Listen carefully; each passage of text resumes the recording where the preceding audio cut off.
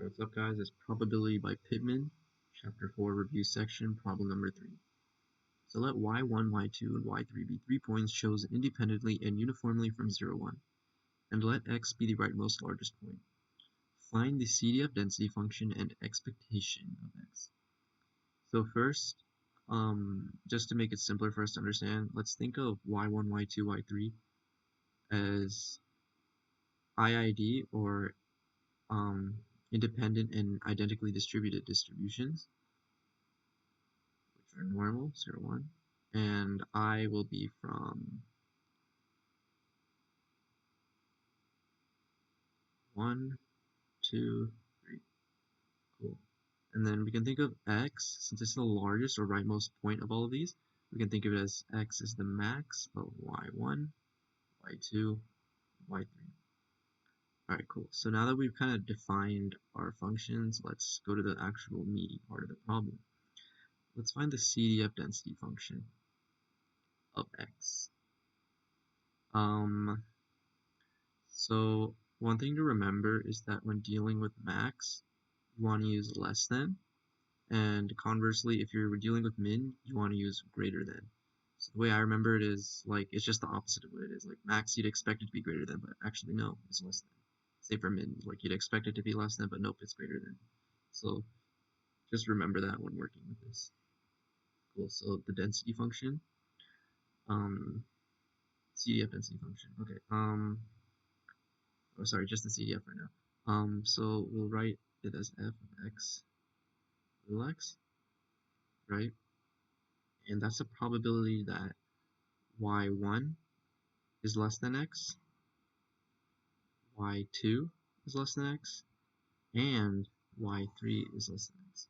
Because remember, CDF is a probability that something is that our value is less than a certain value, and for our max to be less than this given x, all three of the values have to be less than that x. So that's where the less than comes in when dealing with max. Okay, so now that we've kind of broken it down into this fairly simple equation, it should be much easier to calculate it. So since we know that y1, y2, and y3 are normal distributions with a mean 0 and variance 1, we can just use the CDF of a continuously distributed, or sorry, of a normal distribution. Okay. Just give me a sec. Okay, so I was mildly confused because I was like, wait, how the heck are we supposed to do this with a normal? But no, it's not normal. It's actually a continuous uniform distribution from 0 to 1. Okay, now that we have that mistake fixed, this becomes way simpler. So we can just look at the CDF of a uniform function from 0 to, or continuous uniform from 0 to 1. So that CDF would be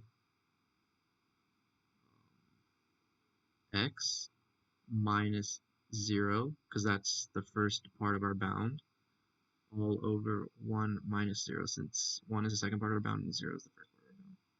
And then it'll be the same for all of them, because they're all identically distributed. And if you simplify that down, we see that it's just x cubed, and that's our CDF function. Okay. Now, sorry for the mishap, but now that we got that out of our way, it should be fairly simple to do the density.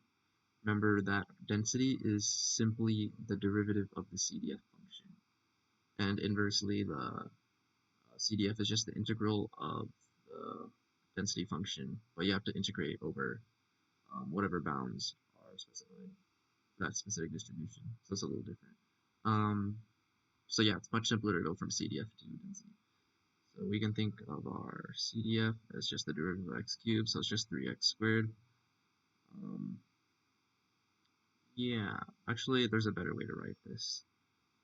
3x squared, as long as our possible values are from 0 to 1 for each one. So let's just say from 0 to 1,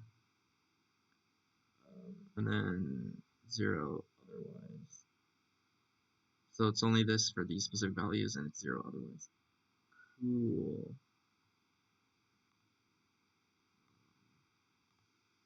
Sorry, I just wanted to check if I made another mistake. Okay, cool. So e of x is fairly simple now that we have solved it all out. So it's fairly similar to the actual, like the discrete version, where instead, since we have like these infinitesimally small pieces, rather than do a summation, which would be ridiculous, we'll be just taking an integral, which is literally designed for this specific purpose. So for our possible values, like you know how in an expectation summation we just go over possible values, this time we'll go over the possible infinitesimally small values of our distribution. And since it's uniform from 0 to 1, we know the values can range from 0 to 1. And then from there, it's pretty similar to the expectation formula. We still have an x that we're multiplying by. However, rather than using the probability of x equals I, where I is some value from 0 to 1 that we are integrating, and all the values we're integrating over, we instead are going to use the density function that we just calculated. So knowing this, we can just say 0 to 1, x times 3x squared dx. And from there, it's pretty simple to solve, so let's just do that real quick.